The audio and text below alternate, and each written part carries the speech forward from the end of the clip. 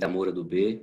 Primeiro, obrigado pela participação de vocês. A ideia da gente ter utilizado aqui a plataforma Zoom é para levar o nosso management team mais próximo do mercado, mais próximo dos nossos investidores e também tentar deixar a apresentação de uma forma um pouco mais interativa.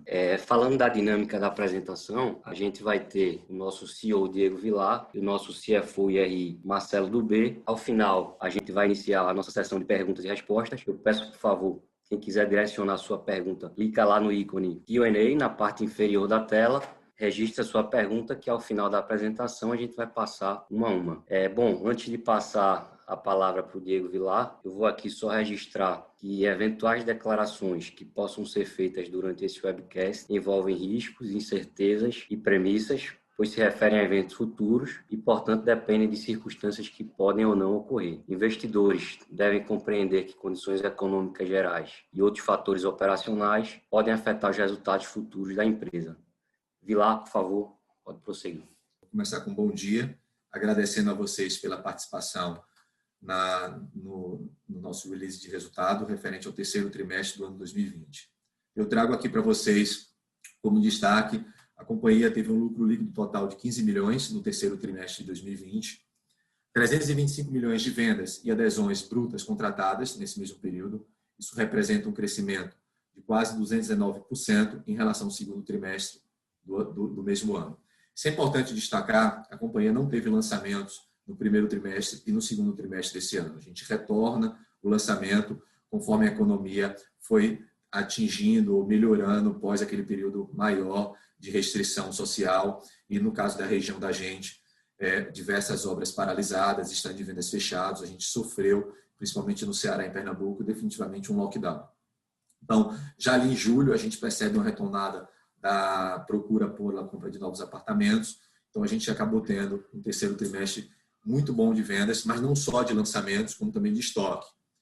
Essa venda de estoque associada aos lançamentos proporcionou um lucro bruto ajustado de 64 milhões, trazendo uma margem bruta ajustada de 32,2%. Também nesse período, conforme a gente foi percebendo uma maior demanda por imóveis, a gente tinha suspendido anteriormente o nosso plano de lançamento. Então, nós voltamos e iniciamos com o lançamento em Recife, depois 2 outros projetos na cidade de Fortaleza e depois voltamos a Recife, lançando o quarto e último projeto do terceiro trimestre. A soma desses 4 projetos totalizam 275 milhões em VGV bruto. Importante destacar que as vendas de estoque, elas proporcionaram, junto com, obviamente, toda a operação da companhia, 65 milhões de geração de caixas apenas nesse terceiro trimestre.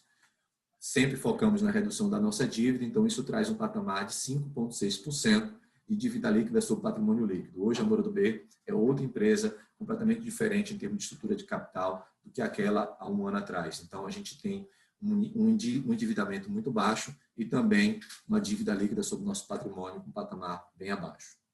Seguindo adiante, eu destaco aqui o retorno dos nossos lançamentos. Como eu disse anteriormente, nós tínhamos suspendido os lançamentos durante o período da pandemia. No terceiro TRI a gente volta, no quarto TRI a gente vem com lançamentos maiores e esses lançamentos trouxeram um VSO de 56%, especificamente dos 4 projetos que nós lançamos.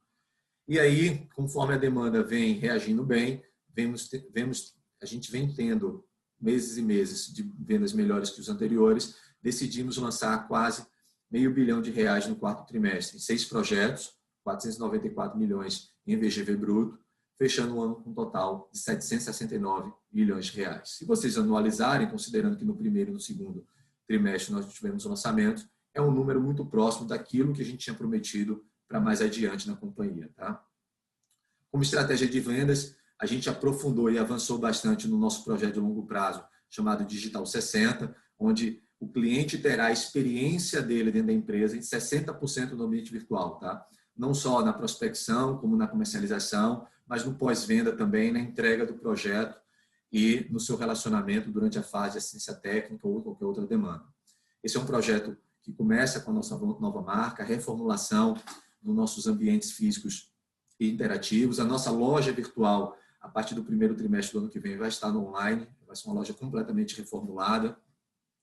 E aqui a gente traz até a imagem da MD Vendas lá em Salvador. É um modelo de espaço de vendas mais compacto, mais eficiente, mais interativo e mais confortável para os nossos clientes. Soma-se a isso, também eu trago como destaque algumas iniciativas de governança que a gente vem aprofundando, o aperfeiçoamento e a revisão do nosso Código de Ética e Conduta e também um projeto de desenvolvimento e capacitação de todo o top management da companhia. Tá? E até eu estou envolvido nesse processo. É uma empresa que vem fazendo um desenvolvimento e capacitação das nossas lideranças com o objetivo que a gente tenha mais integração, mais eficiência e possa gerar mais valor nas nossas decisões dentro da companhia. Seguindo adiante, no nosso próximo slide, eu trago como destaque os lançamentos do terceiro trimestre do ano de 2020. A gente já falou isso algumas vezes para vocês. Começamos pelo Rooftop, que está 100% comercializado. O Parque Rio Branco, na cidade de Fortaleza, com 25% comercializado. Por favor, slide anterior. Nós tivemos 29 milhões de VGV líquido lançado no Rooftop e 50 milhões no Parque Rio Branco. Na sequência, nós viemos com o Mimi Léo Monte, na cidade do Recife, 100% aderido. A gente fala aderido porque ele foi em regime de condomínio fechado. 92 milhões de VGV líquido.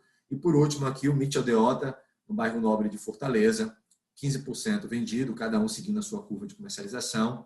Então, são 275 milhões de VGV bruto, 221 milhões de VGV líquido.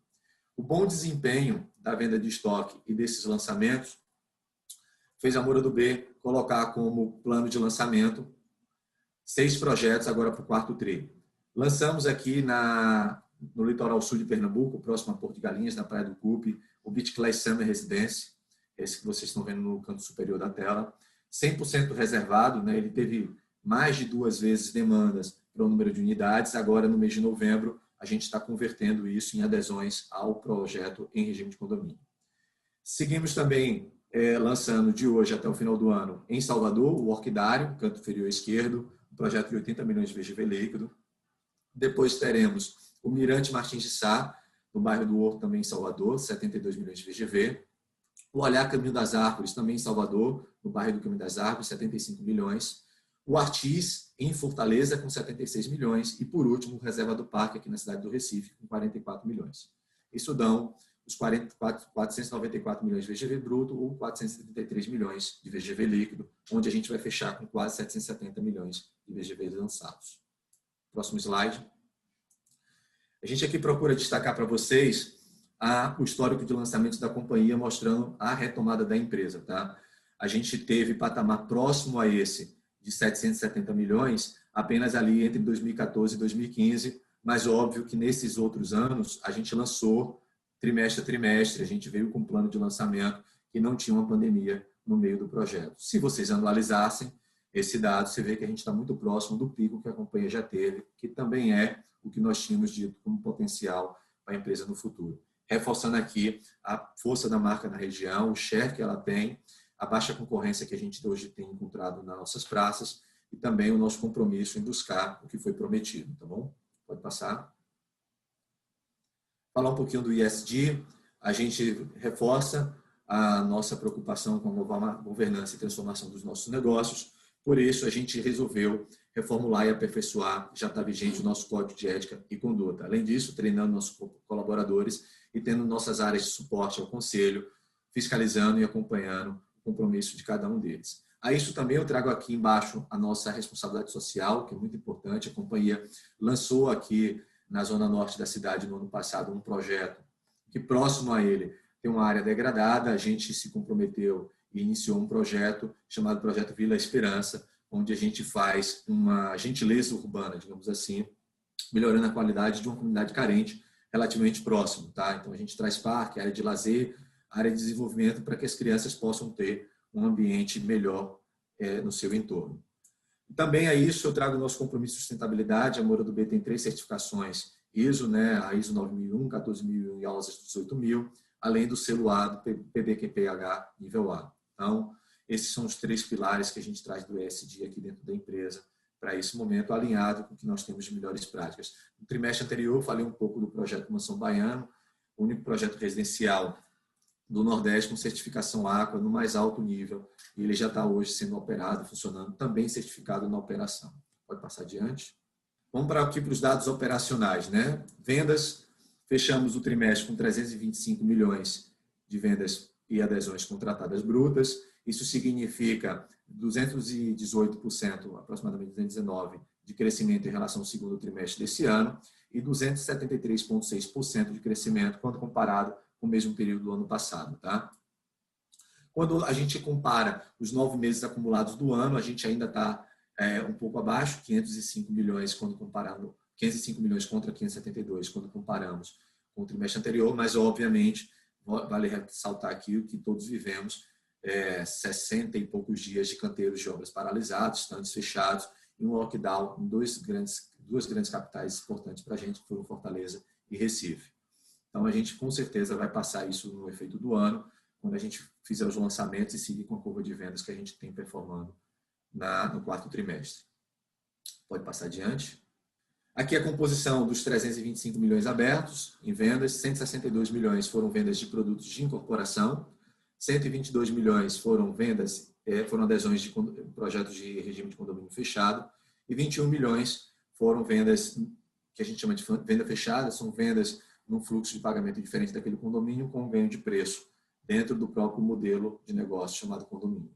Isso fecha 305 milhões em vendas brutas quando você considera a participação da Moura do B. A gente tem 2 projetos em parcerias com a MRV. Quando a gente tira o distrato corrente e a gente dá visibilidade, só lembrando que a gente sempre fala do distrato do legado, que é o anterior ao ano 2020, e o distrato do ano. Então foram 27 milhões no terceiro trimestre de distrato corrente e nós explicamos muito a vocês no trimestre anterior sobre o provisionamento dos distratos. E aqui eu trago a execução já deles, né? 62 milhões foram distratos do legado que nós operacionalizamos nesse terceiro trimestre. Estamos trabalhando para tentar finalizar no quarto trimestre. Isso não traz impacto nenhum na contabilidade, é apenas a operacionalização daquilo que já tinha sido provisionado. Então, 278 milhões foram as vendas e adesões líquidas ajustadas, só apenas do distrato corrente, e 216 milhões as vendas e adesões líquidas pós esse distrato provisionado do legado.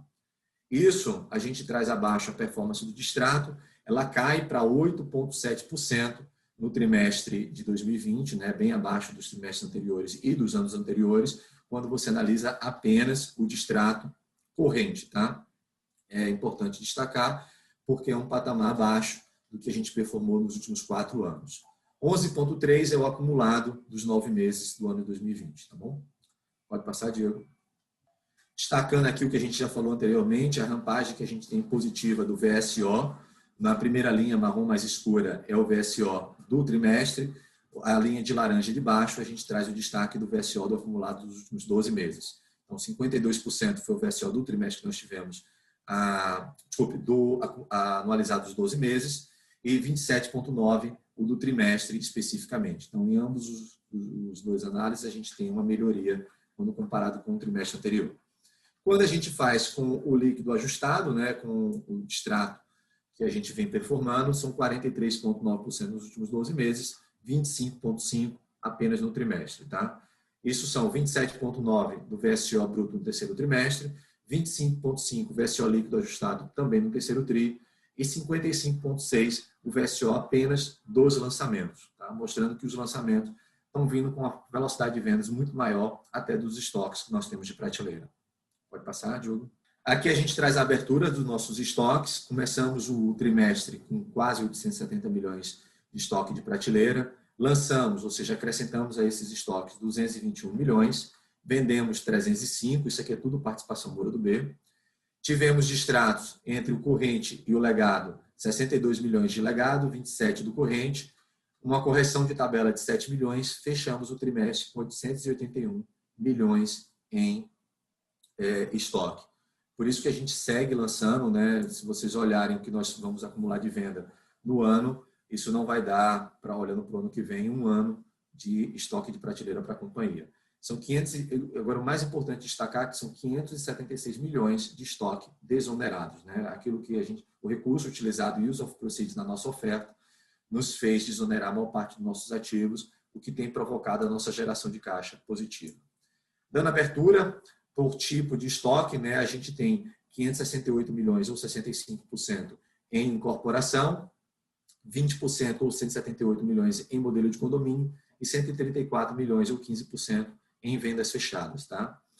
Por região, o grosso está concentrado em Pernambuco, né, 41% ou 359 milhões, 36% na Bahia, ou 319 milhões, e aí a gente vem diminuindo, obviamente, entre o Ceará e o Rio Grande do Norte e Alagoas, 17%, 5% e 1%. Aí é o Rio Grande do Norte, onde a gente tem muito pouco estoque, e a gente já no ano que vem volta a lançar lá. Estoque por segmento, o grosso do nosso estoque pronto, que representam 330 milhões, estão nos 3 empresariais, né? Os 2 ITCs e o Quartier, que a gente segue comercializando. 131 milhões ou 40% estão concentrados nesses 3 projetos. Os mesmos 131 milhões, quase 40%, em imóveis de alto padrão, médio padrão 19%, e na linha Bitclays apenas 6 milhões ou 2%. Por região, naturalmente, a concentração maior está aqui no Ceará, Bahia e Pernambuco, e numa quantidade bem menor entre o Rio Grande do Norte e Alagoas, tá bom? Pode seguir adiante, Diogo. Aqui a gente traz uma abertura do Land Bank, quando a gente olha para frente, nos dá conforto em seguir lançando e acreditando na assertividade do nosso plano de negócio. Nós temos 3,8 bilhões em potencial de VGV de lançamento de Land Bank contratado. São 32 terrenos, acrescentamos mais 2 nesse trimestre, um na Bahia e outro em Pernambuco. 74% estão concentrados aqui no estado de Pernambuco, que representam 2,8 bilhões, e assim segue Bahia, Alagoas, Ceará e Rio Grande do Norte. Como estratégia de negócio, a gente vem fortalecendo e tentando crescer o nosso Land Bank em Salvador, uma praça que está bem um pouco desabastecida e que a concorrência é menor ainda. Então, a gente vem lançando agora no 4º trimestre com mais força, são 3 grandes projetos, e assim vamos seguir para os próximos anos. Tá? Falar um pouquinho de obras em andamento. Nós temos atualmente 22 canteiros de obra, que representam 3.728 unidades. São 308 mil metros quadrados construídos simultaneamente. E se você tentar transformar isso em VGV de lançamento, são 1,9 bi de produtos, parte disso vendido, parte disso por vender, como detalhado anteriormente em termos de estoque. 15% ou 68% são obras em condomínio, 7% ou 32% são obras em incorporação.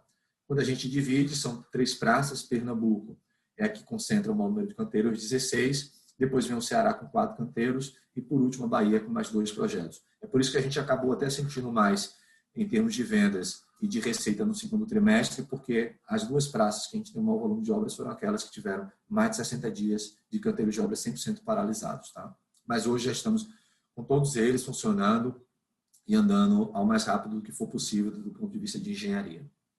Pode passar adiante. Agora eu passo minha palavra aqui para o Marcelo, ele vai falar um pouco dos dados financeiros, eu volto para o Q&A com vocês. Obrigado, Diego. Bom dia, pessoal. Vou falar agora da seção da parte financeira. Começando pela receita, nossa receita líquida atingiu 198 milhões no 3º trimestre de 2020, dos quais 217 milhões foram receita bruta e deduções de incorporação e condomínio 16 e 3 milhões, respectivamente.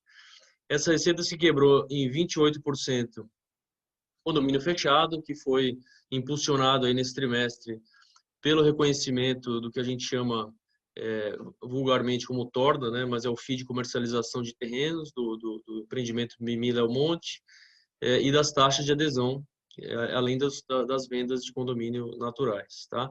E da parte de incorporação, tivemos uma alta representativa na venda de estoques, né? o que sustentou essa receita líquida. Ainda não temos ainda o POC andando muito forte por conta da volta dos lançamentos, voltamos a lançar nesse trimestre e continuaremos no 4º tri, como o Diego colocou, e isso deve começar a ocorrer a partir de meados do ano que vem, o POC acelerando na parte de incorporação. Então, por hora, as vendas dos estoques que estão muito saudáveis e continuarão sendo assim por alguns trimestres, sustentando nossa receita. Na parte de baixo do slide é a representatividade do crescimento, né? Quando a gente olha para 2019, os 9 meses de 2019, a gente já tem uma alta de 4% comparado com 2019, hoje, 323 milhões versus os 311 milhões de 2019. E comparadamente ao 2º TRI de 2020, crescemos 241% e 342% em relação ao ano passado. Seguindo, nosso lucro bruto, em consequência disso, foi 64 milhões no 3º TRI de 2020, uma alta também representativa em relação ao 2º TRI de 200%, mais 200%, e 44% em relação ao 3º TRI do ano passado. Então, ficamos um pouco abaixo do ano passado com relação ao lucro bruto. O ano passado a gente teve um empreendimento muito grande lançado na Bahia que gerou uma torna alta que acabou influenciando esse lucro, mas estamos no caminho aí para buscar esse número ao longo do ano. O lucro bruto por tipo, a abertura dele foi 34 milhões na incorporação, com a margem de 23,5%. E 30 milhões no condomínio fechado, com a margem de 54,5%. Essas margens a gente está bastante confortável com elas.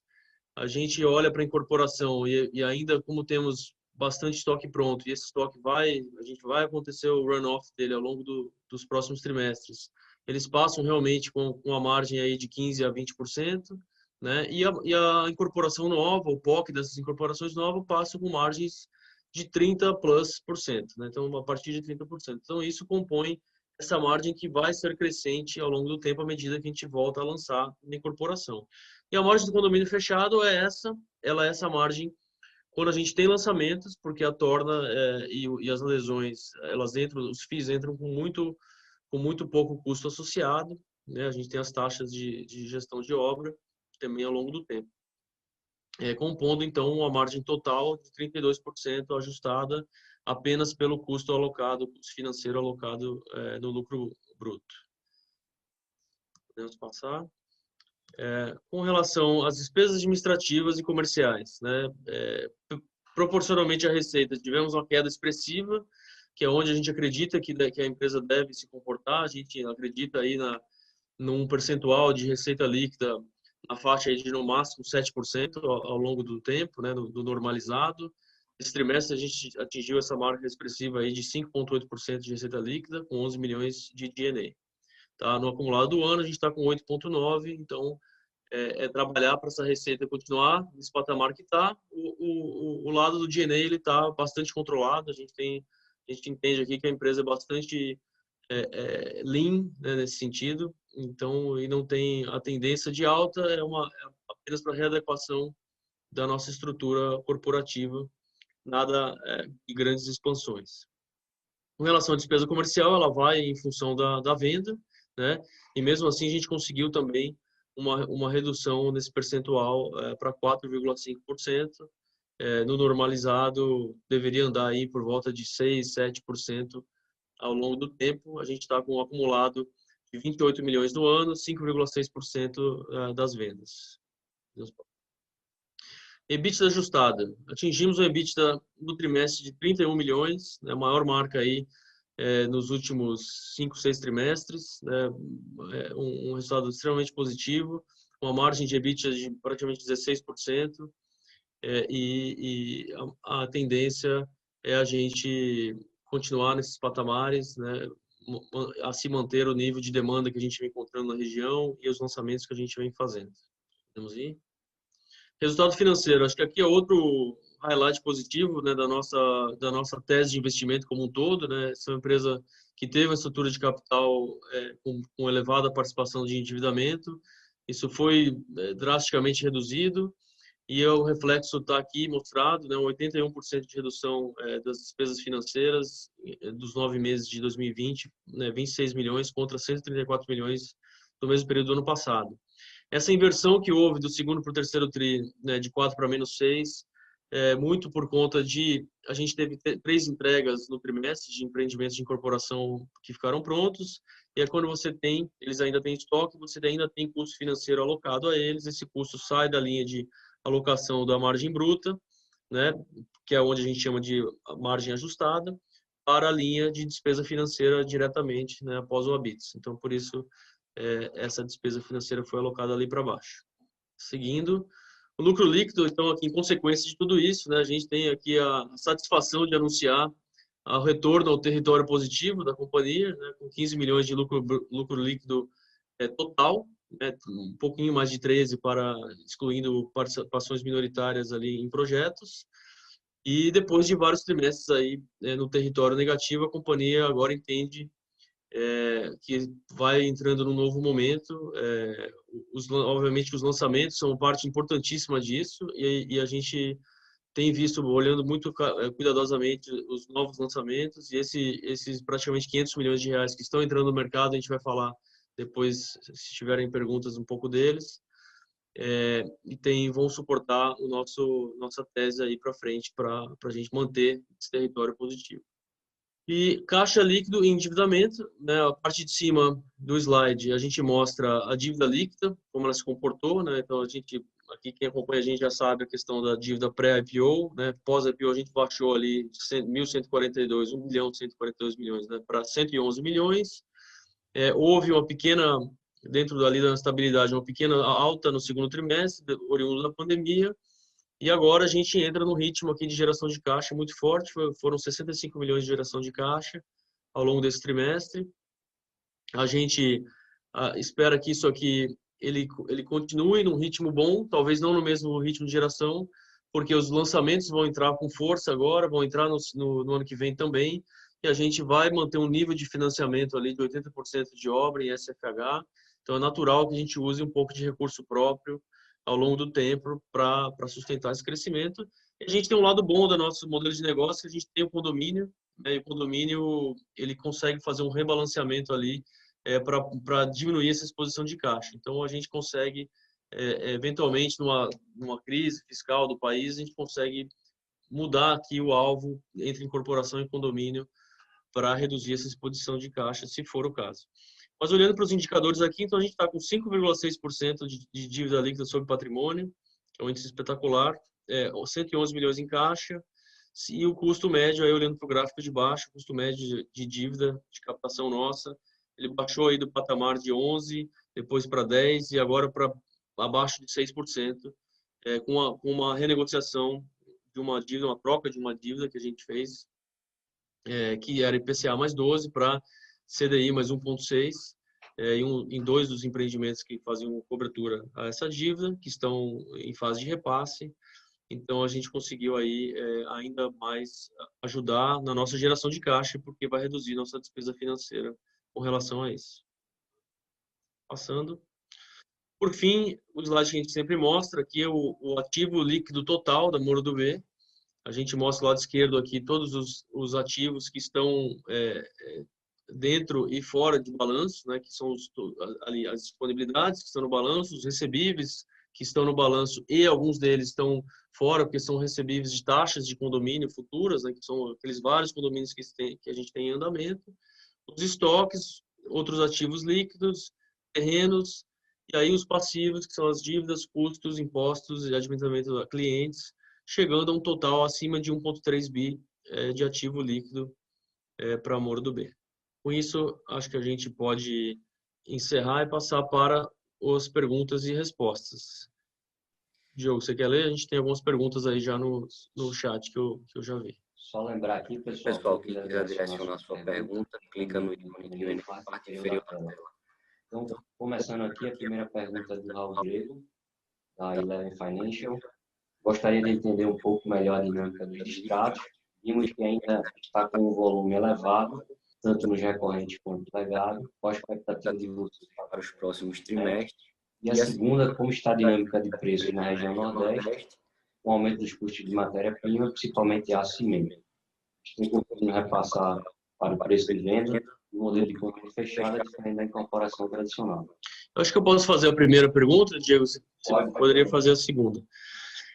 Com relação aos, Raul, com relação aos distratos, a gente explicou, né, no último trimestre de todo aquele saldo de represamento do legado que a gente tinha e provisionou, né, e fez os ajustes de provisão e vai continuar executando. A execução desse volume, ela depende ali simplesmente de procedimentos administrativos, né, em contato com os clientes, para poder a gente finalizar essas questões. O momento que hoje a gente colocou mais 59 milhões, conseguiu colocar nesse trimestre, colocou mais ou menos 60 milhões no último trimestre e tem um saldo agora menor que esse para terminar, bem menor que esse para terminar aí, provavelmente tudo no quarto trimestre e se sobrar algum resquício no primeiro do ano que vem, tá? Então, realmente está em fase final essa parte de execução dos distratos do legado. E como vocês viram nesse TRI aqui, não teve e não terá impacto nas nossas DRE, nos nossos DLs, por todas as adequações que fizemos aí ao longo do tempo. E com relação ao distrato corrente, a gente está, na verdade, bastante confortável. São aí menos de 9% a taxa sobre vendas, né? Então, bastante em linha aí com as grandes incorporadoras, até abaixo da média. E muitas delas ainda, diga-se de passagem, que vários desses distratos são mudanças de unidade, migração para um apartamento menor ou maior. Não necessariamente são distratos, efetivamente, onde a gente saia ali com o estoque de volta puramente com a devolução. Acho que a lei do distrato protege bastante o incorporador hoje e a tendência é que isso fique comportado aí nesse patamar ou abaixo disso ao longo do tempo. Essa é a visão nossa aqui. Eu passo para o Diego responder com relação aos insumos.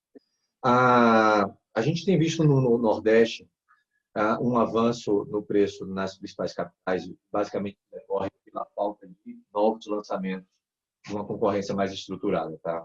Então, se você pega uma pesquisa que o Instituto TAP apresentou recentemente, ou mesmo de outros institutos de pesquisas, como a Urban System ou como a Datastore, você vê uma elevação de preços no segmento de médio e alto padrão.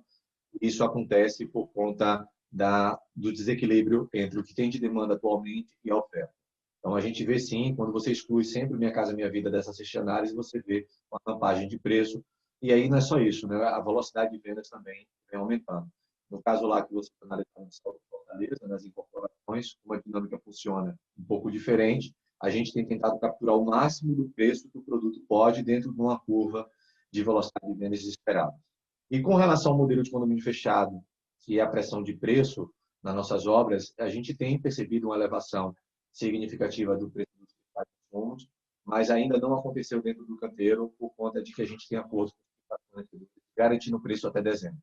E acende uma luz amarela é de preocupação nos próximos anos, mas eu particularmente acredito que há nesse momento é um desequilíbrio entre as plantas industriais que fornecem insumo para a construção civil e paralisaram as suas obras ou as suas atividades durante o período da pandemia, mas a construção civil estava, na maior parte do Brasil, funcionando muito bem e andando com novos canteiros de obras. No terceiro trimestre, não tem mais nenhum canteiro paralisado no Brasil inteiro, voltando com força, mais lançamento, obra iniciando, e eles não estavam preparados para atender essa demanda. Conforme isso vai se adequando ao longo do tempo, eu acredito que não vai ter elevação no primeiro momento. Lembro que no passado, quando houve um descontrole de custos dos canteiros, foi mais atrelado à mão de obra e muito menos atrelado ao preço dos insumos. Tem muita planta com capacidade industrial ociosa ainda na principal cadeia da construção civil, indústria cerâmica, indústria de metais, indústria de aço e cimento. Tá? Isso no prazo médio.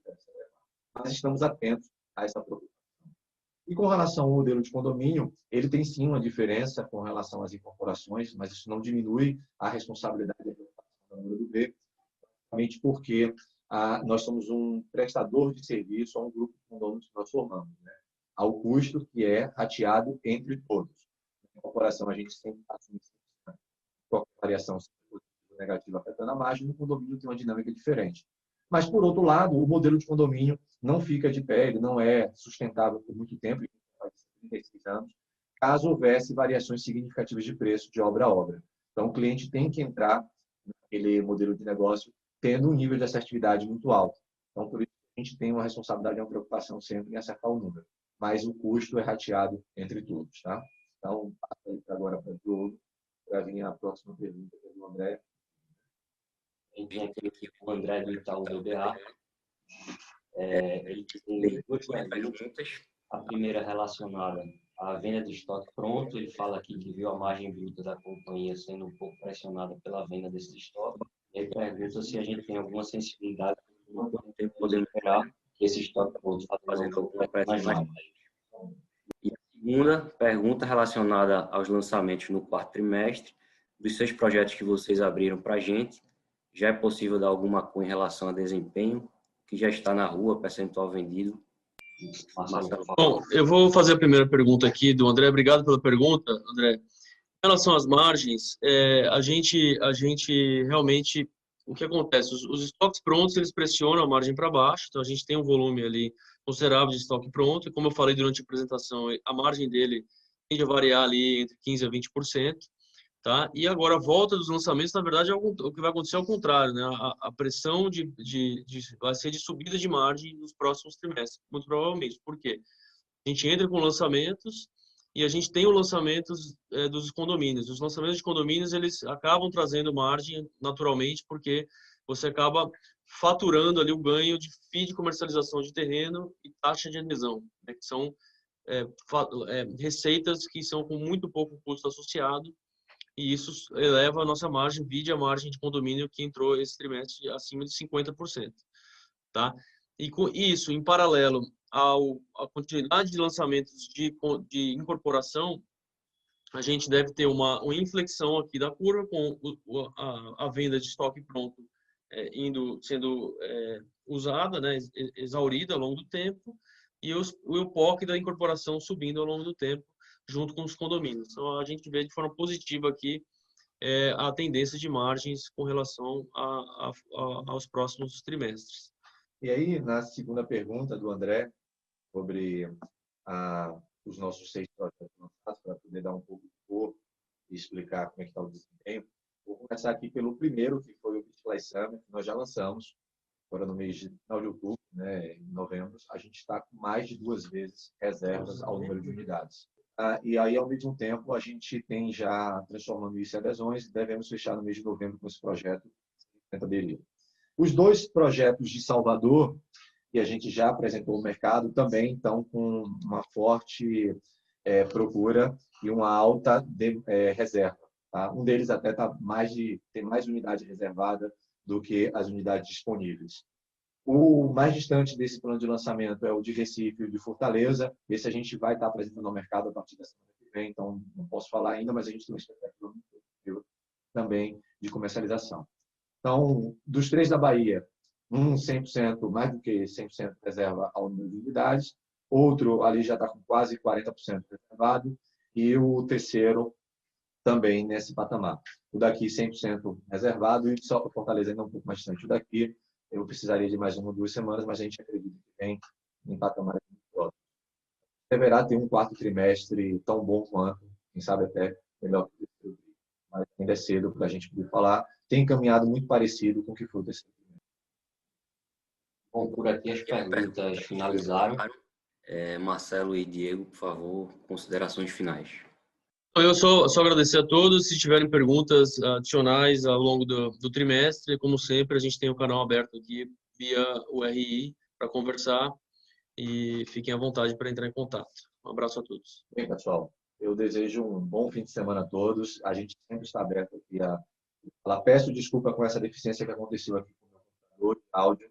Espero que isso não tenha comprometido a qualidade do som chegar a vocês e transmitir a informação prevista.